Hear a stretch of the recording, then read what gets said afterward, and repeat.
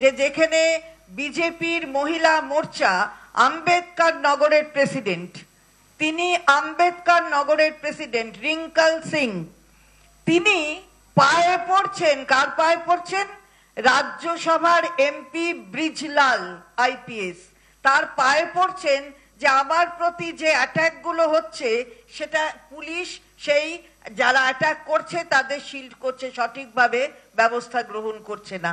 আমার এখানে কিন্তু সেটা হয় না, কারণ পুলিশ মন্ত্রীর নাম মমতা বন্দ্যোপাধ্যায়। তিনি কখনো অন্যায়কে জীবনে প্রশ্রয় দেননি, তার জীবন সংগ্রাম মানুষ জানে, তাই 3 বারের মুখ্যমন্ত্রী, 4 বারেও আবার হবে।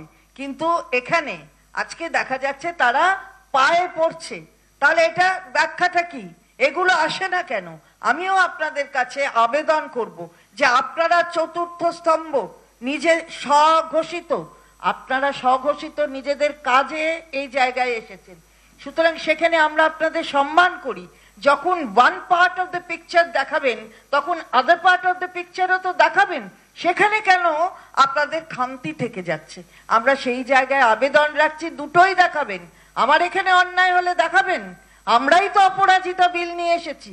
অভিষেক বন্দ্যোপাধ্যায় তো বলেছেন যে অপরাজিতা বিলটা কেন তাহলে আজও হিমঘরে পাঠিয়ে রাখা হয়েছে। আমরা তো চরম শাস্তি চাই, চরমতম শাস্তি, ক্যাপিটাল পানিশমেন্ট, এটা আমরা চাই, তাই অপরাজিতা বিল এসেছিল। কেন হিমঘরে এখনো হলো না কেন?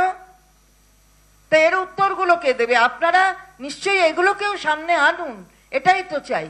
মহিলাদের সম্মান কোথাও নষ্ট হলে কখনো মাননীয় মুখ্যমন্ত্রী, আমাদের দলের নেত্রী, তিনি কখনো অন্যভাবে তাকে, যে যার প্রতি অভিযোগ, তাকে শিল্ড করবেন, তাকে বাঁচিয়ে রাখার একটা পথ তৈরি করবেন, এরকম কখনো করেন না।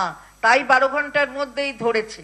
আর আমরা অন্যত্র অন্যরকম দেখি। দেখেননি যে বিলকিস বানুর যারা লাইফার ছিল তাদের বার করে গলায় মালা ঝুলিয়ে টিকা পরিয়ে দেয়া হয়েছিল, অর্থাৎ অনার ব্রিজভূষণ,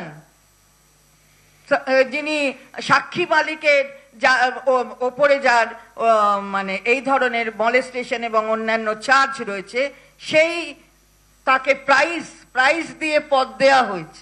আমরা এটা করি না, আমাদের নেত্রী এটা করেন না, কারণ আমার দলের নাম তৃণমূল কংগ্রেস, আমাদের দলের নাম তৃণমূল কংগ্রেস, নেত্রীর নাম মমতা বন্দ্যোপাধ্যায়, সেনাপতি হিসেবে ঠিক একই পথ অনুসরণ করে অভিষেক বন্দ্যোপাধ্যায়।